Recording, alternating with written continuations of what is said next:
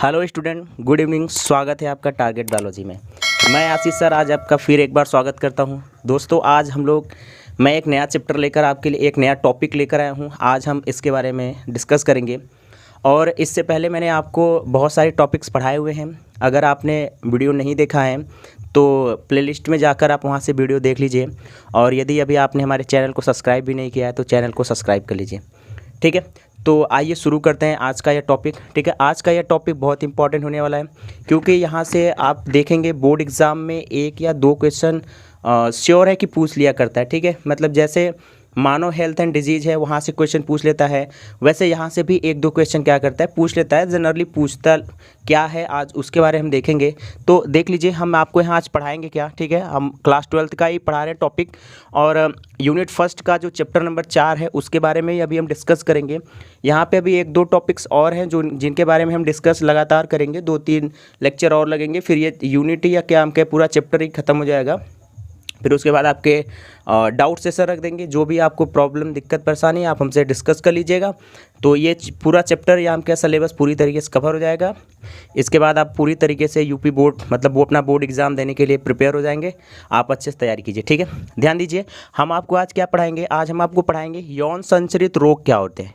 ठीक है, और उसके रोकथाम क्या है। हम आपको पढ़ाएंगे कि यौन संचरित रोग क्या है। यौन संचरित रोग को अगर हम बात करें इंग्लिश में क्या कहते हैं, तो कहते हैं सेक्चुअली ट्रांसमिटेड डिजीज़ कहते हैं। क्या कहते हैं दोस्तों?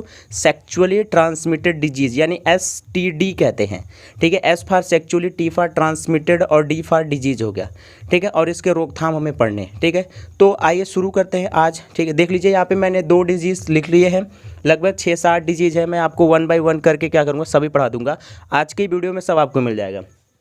देख लीजिए, इससे पहले मैंने आपको यहाँ पे 2 लिख रखा है कि 2 क्या होते हैं। देख लीजिए नंबर 1 में क्या रखा है, सुजाक मैंने कह दिया है। ठीक है, नंबर 1 क्या है दोस्तों, मैंने आपको दे रखा है यहाँ पे सुजाक डिजीज है। सुजाक डिजीज को इंग्लिश में क्या कहते हैं, गोनोरिया कहते हैं। सुजाक डिजीज को इंग्लिश में हम क्या कहते हैं, गोनोरिया कहते हैं। ठीक है, आज हम इसी को देखेंगे। पहला हमारा डिजीज यही है कि गोनोरिया क्या होता है या सुजाक क्या होता है। देखिए सुजाक फैलता किसके द्वारा है, तो हम कहते हैं कि यह जो रोग होता है यह निसेरिया गोनोराई के द्वारा फैलता है। ठीक है, निसेरिया या नसेरिया भी लिखा होता है, नसेरिया सही नहीं है, NE से होता है, इसलिए हम निसेरिया कहते हैं। निसेरिया गोनोराई नामक जीवाणु के द्वारा यह क्या करता है, फैलता है।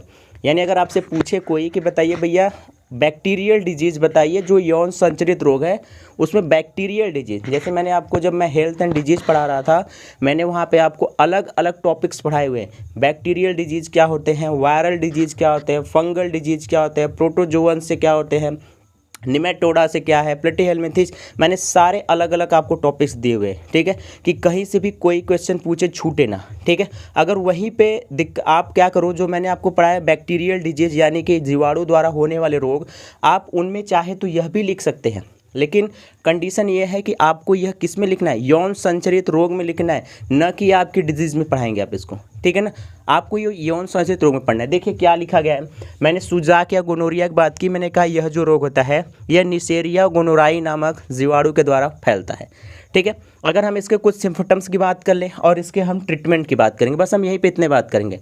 ठीक है, रोकथाम जो होता है मैं रोकथाम के बारे में बता दूंगा एक लाइन में, आप उसको जनरली हर डिजीज़ में रोकथाम का मेथड वही होगा। ठीक है, तो आप इसको एक बार देख लीजिए क्या है। लक्षण की बात करते हैं दोस्तों। देखो लक्षण में क्या लिखा है, लक्षण में कह रहा है कि पुरुषों में इस संक्रमण के फलस्वरूप मूत्रमार्ग में जलन होता है। यानी जब मेल में यह डिजीज काज करता है, यानी जब यह बैक्टीरिया मेल में प्रवेश करता है तो क्या करता है, उनके मूत्रमार्ग में जलन होता है। ठीक है, और उसके बाद क्या कह रहा है कि तथा सूजन भी आ जाता है। यानी जो मूत्रमार्ग होता है उनमें क्या आ जाता है, सूजन आ जाता है। ठीक है, यानी मूत्रमार्ग की जो नली होती है वो फूल जाती है, स्वेल कर जाती है, इसकी वजह से उसमें क्या होता है, जलन हो जाता है। और क्या कह रहा है, इसके साथ साथ जो शिश्न है, शिश्न के सिरे पर पीला रंग दिखाई देने लगता है। यानी जो शिश्न का मुंडक है, मुंडक पर आप देखेंगे तो कुछ येलो रंग यानी येलो कलर का मटेरियल दिखाई देने लगता है। ठीक है दोस्तों ना, शिश्न के सिरे पर पीला रंग दिखाई देने लगता है, तथा मूत्र के अधिक अम्लीय होने के कारण मूत्र त्याग के समय जलन होता है। यानी इस डिजीज में क्या होता है, जो मूत्र होता है यह अधिक अम्लीय हो जाता है, जिसकी वजह से जब मूत्र का त्याग किया जाता है तो मूत्र अधिक अम्लीय होता है, तो मूत्र त्याग के समय क्या होता है, जलन होता है। ठीक है दोस्तों, आगे क्या लिखा है, और बाद में क्या होता है, जो प्रोस्टेट ग्रंथि होती है वो फैल जाती है। प्रोस्टेट ग्रंथि और मूत्राशय, यह दोनों क्या करते हैं, फूल जाते हैं, फूल कर फैल जाते हैं, ठीक है, स्प्रेड कर जाते हैं, दोनों फूल कर क्या करते हैं, फैल जाते हैं। इस डिजीज, ये उसका सिम्पटम्स मैं बता रहा हूँ। और क्या कह रहा है कि स्त्रियों में इस संक्रमण का कोई प्रभाव नहीं होता है, किंतु स्त्री इस रोग का वाहक की तरह कार्य करती हैं।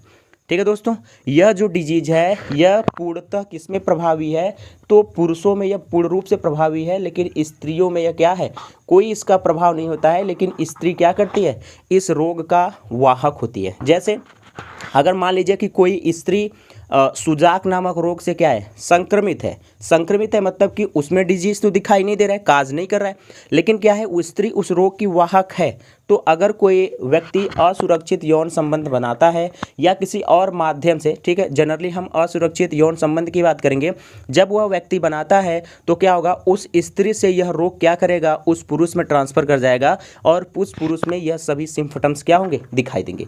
जब निसेरिया गोनोराई क्या करेगा, उस पुरुष के अंदर प्रवेश करेगा तो जितने लक्षण मैंने आपको बताए हैं ये भी दिखेंगे, हो सकता है और भी कुछ लक्षण दिखाई दे।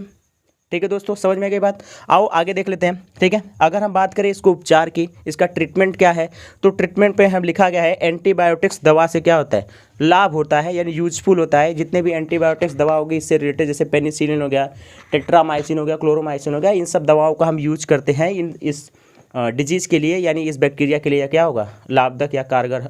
ठीक है, यह था नंबर 1 सुजाक, या इसको हम गोनोरिया कह रहे थे। ठीक है दोस्तों, हम आशा करते हैं आपको यह डिजीज अच्छे समझ में आ गया होगा। ठीक है, अगर वीडियो अच्छा लग रहा है, पढ़ाने का ट्रिक और समझाने का ट्रिक अच्छा है तो वीडियो को शेयर कीजिएगा, चैनल को सब्सक्राइब कर लीजिएगा और ज़्यादा से ज़्यादा लोगों तक शेयर कीजिए और लाइक कमेंट शेयर करते रहिएगा, ये कहने की आवश्यकता नहीं है आप लोगों से। ठीक है, आगे देखिए, हम आपको नंबर 2 बात करते हैं, सिफिलिस रोग की बात करेंगे। सिफिलिस की बात करेंगे अगर आपसे हम है, सिफिलिस किसके द्वारा होता है, तो देख लीजिए यहाँ पे लिखा गया है कि यह रोग ट्रेपोनेमा पैलिडम नामक जीवाणु के द्वारा होता है। यह भी एक बैक्टीरियल डिजीज है, ध्यान दीजिएगा। बैक्टीरियल डिजीज कितने हो गए, 2 बैक्टीरियल डिजीज हो गए। एक पहला क्या है, पहला है निसेरिया गोनोराई, भी एक बैक्टीरियल डिजीज है, और क्या है, ट्रिपोनेमा क्या है, पैलिडम, यह भी एक क्या है, बैक्टीरियल डिजीज है। यह दो के दोनों क्या है, जीवाणु द्वारा होने वाले रोग हैं। ठीक है ना, तो क्या है सिफिलिस, यह ट्रेपोनेमा पैलिडम नामक जीवाणु द्वारा होता है। ठीक है दोस्तों, समझ में आ गया। आओ इसके सिम्पटम्स कुछ देख लें। लक्षण क्या है, कह रहा है कि पुरुषों में जैसे ही संक्रमण होता है 9 से 10 दिन बाद शिश्न पर लाल रंग के दाने दिखाई देने लगते हैं। यानी पुरुष में जैसे ही इस रोग का संक्रमण होगा लगभग 9 से 10 दिन बाद क्या होगा, शिश्न पर लाल रंग के क्या दिखाई देने लगेंगे, दाने दिखाई देने लगेंगे। और साथ ही साथ क्या होगा, जो स्त्री होगी स्त्रियों के योनि पर भी लाल रंग के दाने दिखाई देने लगते हैं। यानी यह जो रोग है यह दोनों यानी स्त्री और पुरुष दोनों में समान रूप से प्रभावी है। जैसा कि न कि सुजाक की तरह है, देख लीजिए सुजाक में क्या था कि स्त्री में इस संक्रमण का कोई प्रभाव नहीं पड़ता है, किंतु स्त्री इस रोग का वाहक होती है। ऐसा कुछ नहीं है सिफिलिस में क्या है, 2 के दोनों, पुरुष में भी इसके लक्षण दिखाई देंगे और महिला में भी इसके लक्षण क्या होंगे, दिखाई देंगे। ठीक है दोस्तों, और देख लो क्या है, कह रहा है कि स्त्री व पुरुष दोनों में 1 से 6 माह बाद पूरे शरीर पर चकत्ते पड़ जाते हैं। यानी जब इस डिजीज का हम ट्रीटमेंट नहीं करते हैं, लगभग 1 से 6 महीने का समय बीत जाता है, तो उस पुरुष और उस स्त्री के पूरे बॉडी पर क्या होता है, चकत्ते दिखाई देने लगते हैं। यह क्या है, यह मेन सिम्टम्स है जो जिसके द्वारा हम क्या कर सकते हैं, पता लगा सकते हैं कि उस व्यक्ति में कौन सा डिजीज है, सिफिलिस है या नहीं है। ठीक है, आइए इसके हम क्या करते हैं। ठीक है, अच्छा, अगर आपसे कोई पूछे इसके रोकथाम क्या है, तो रोकथाम क्या है कि असुरक्षित यौन संबंध नहीं बनाना चाहिए। ठीक है, या संबंध बना रहे हैं तो उसके साथ ट्रीटमेंट लेते रहिए। आगे क्या है, उपचार की बात करेंगे। उपचार कह रहा है कि पेनिसिलिन द्वारा इस रोग से क्या होता है, लाभ पहुँचता है। जो पेनिसिलिन मेडिसिन है उसके द्वारा क्या होता है, लाभ पहुँचता है। ठीक है दोस्तों, यहीं पर आप एक क्वेश्चन का आंसर दीजिए हमको, बताइए पेनिसिलिन की खोज किसने की है, कमेंट में करके बताइएगा पेनिसिलिन की खोज किसने की है और पेनिसिलिन किससे प्राप्त होता है। ठीक है, आइए इसके आगे हम लोग नंबर 3 और नंबर 4 को डिस्कस करते हैं। नंबर 3 और नंबर 4 क्या होता है। ठीक, हमने अभी आपको पहले नंबर 1 और नंबर 2 पढ़ाया। ठीक है, कि सुजाक क्या होता है और सिफिलिस क्या होता है। अब हम लोग नंबर 3 और नंबर 4 देखेंगे कि नंबर 3 और नंबर 4 क्या करें। ठीक है, यह भी यौन संचरित रोग है। देख लीजिए यहाँ पे जो नंबर 4 है यानी नंबर 3 है, जो सी है, यह क्या करे, जननांगों की हर्पिस रोग। नंबर 3 क्या है दोस्तों, जननांगों की हर्पिस रोग हमें देखना है। ठीक है, जो जननांगों की हर्पिस रोग है इसमें क्या है। ठीक है, आइए देखते हैं इसके रोगजनक कौन है। अगर बात करें तो देखिए दोस्तों ये क्या कह रहा है कि यह रोग सिंप्लेक्स वायरस के द्वारा होता है। यह रोग किसके द्वारा होता है? सिंप्लेक्स वायरस के द्वारा होता है। अभी आप देख रहे थे दोनों जो डिजीज़ मैंने आपको पढ़ाया, दो के दोनों क्या थे? बैक्टीरियल डिजीज़ थे। एक निसेरिया गोनोराई के द्वारा हो रहा था और दूसरा क्या था? ट्रेपैनोसोमा पैलिडम के द्वारा यह दोनों रोग हो रहे थे और दो के दोनों क्या थे? बैक्टीरियल डिजीज़ थे। ठीक है। और जो यह तीसरा है इसको देखिए, यह रोग क्या है? यह सिंप्लेक्स वायरस के द्वारा, यह जो डिजीज़ हो रहा है यह वायरल डिजीज़ है, यानी यह वायरस के द्वारा होने वाला क्या है? रोग है। आइए देखते हैं, अगर इसके हम कुछ लक्षण की बात कर लें तो इसका लक्षण क्या कह रहा है दोस्तों? कह रहा है कि इसमें पुरुषों व स्त्रियों में, ठीक है, पुरुषों के शिश्न में अधिक दर्द होता है। ठीक है, यानी जो पुरुष होते हैं, पुरुष के शिश्न में क्या होता है? अधिक दर्द होता है। और जो स्त्री होती है तथा स्त्री के योनि पर छाले बन जाते हैं। ठीक है, यानी जो पुरुष होता है उसके शिश्न में क्या होता है? अत्यधिक दर्द होता है। और जो स्त्री होती है उस स्त्री के योनि पर क्या होते हैं? छाले बन जाते हैं। ये इसके क्या है? मेन सिम्पटम्स हैं जो दिखाई देते हैं किसमें? जननांगों के हर्पिस रोग में। ठीक है, अगर आपको ये सिम्पटम्स दिखाई दे रहे हैं तो समझ जाइए कि उस स्त्री या पुरुष में कौन सा रोग हुआ है? जननांगों का हर्पिस रोग है। और इसे क्या, यह किसके द्वारा हुआ है? तो सिंप्लेक्स वायरस के द्वारा यह रोग हुआ है। आइए इसके ट्रीटमेंट की बात करते हैं। तो ट्रीटमेंट क्या कह रहा है? कह रहा है कि इसका भैया कोई निश्चित उपचार नहीं है, इसका कोई फिक्स्ड उपचार नहीं है कि हम आपको यह ट्रीटमेंट बता दें या दवा आप खा लीजिए तुरंत ठीक हो जाएगा। ठीक है, हम कुछ आपको दर्द निवारक दवाएं बता सकते हैं जिनको खाने से कुछ समय के लिए या आपकी जो दर्द है वो क्या हो सकता है? कम हो सकता है। जैसे यहाँ लिखा गया है कि कुछ दर्द निवारक दवाएँ, जैसे एसाइलोवीर है, जो एसाइलोवीर दवा से क्या होता है? राहत होता है। ठीक है, यानी आपको कुछ दर्द में क्या होगा? कमी होगी, दर्द कम होगा। यानी दर्द से आप, जिसमें शिश्न में दर्द हो रहा है और स्त्री के योनि पर छाले बन जा रहे हैं, तो इसमें दर्द नहीं होगा ये दवा लेने से। और क्या कह रहा है? कह रहा है कि लैंगिक संयम बरतना चाहिए। यानी अगर आप इस डिजीज़ से बचना चाहते हैं, रोग से बचना चाहते हैं, तो मैं आपको पहले कह रहा हूँ कि आप असुरक्षित यौन संबंध से बचिए। और यहाँ पर भी मैंने कह दिया कि लैंगिक जो संयम है, जो आप लैंगिक संबंध बना रहे हैं वह संयम बरतिए। या आप किसी के साथ अगर लैंगिक संबंध बना रहे हैं तो अगर वह व्यक्ति इस रोग से ग्रसित है तो आप में भी वह रोग होने के चांसेस बन सकते हैं। ठीक है, तो यह नंबर 3 था, क्या? जननांगों का हर्पिस रोग। आइए नेक्स्ट देखते हैं, अगला क्या कह रहा है? अगला कह रहा है ट्राइकोमोनिएसिस कह रहा है। अगला क्या कह रहा है? कह रहा है ट्राइकोमोनिएसिस कह रहा है। ट्राइकोमोनिएसिस क्या होता है? तो देखिए ट्राइकोमोनिएसिस किसके द्वारा होता है? यह रोग ट्राइकोमोनास वेजिनेलिस के द्वारा होता है। वेजिनेलिस के द्वारा होता है, जो एक क्या है? प्रोटोजोआ है दोस्तों, ध्यान दीजिएगा। जो एक क्या है? प्रोटोजोआ है, ध्यान दीजिएगा। हमने आपको 4 डिजीज बताया, 2 क्या थे? बैक्टीरियल डिजीज थे, एक क्या है? वायरल डिजीज है, और एक क्या है? प्रोटोजोअन है। ठीक है, यानी 2 जीवाणु जनित है, एक वायरस के द्वारा है, एक प्रोटोजोआ के द्वारा हो रहा है। ठीक है, अलग अलग है, देख लीजिएगा। आइए इसके हम सिम्पटम्स की बात करते हैं, लक्षण की। तो कह रहा है इसमें पुरुष के शिश्न तथा स्त्री के योनि में खुजली होती है। यानी जो पुरुष का शिश्न होगा और स्त्री की जो योनि होगी, इन दोनों में क्या होता है? खुजली होती है। ठीक है, और क्या होता है?